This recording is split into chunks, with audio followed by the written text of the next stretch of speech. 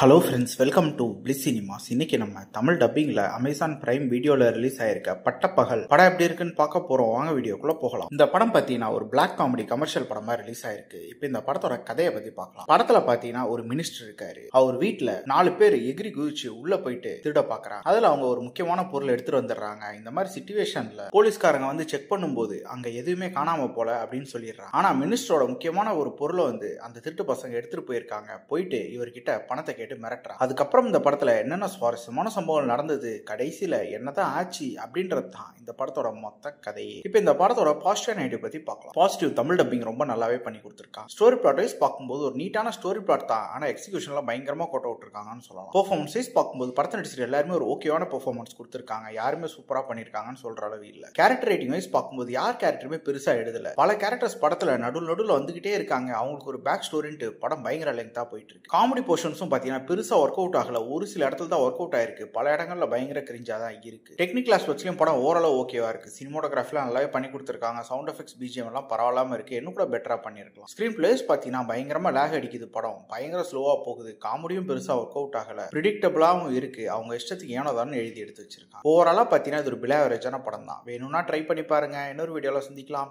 Thank you.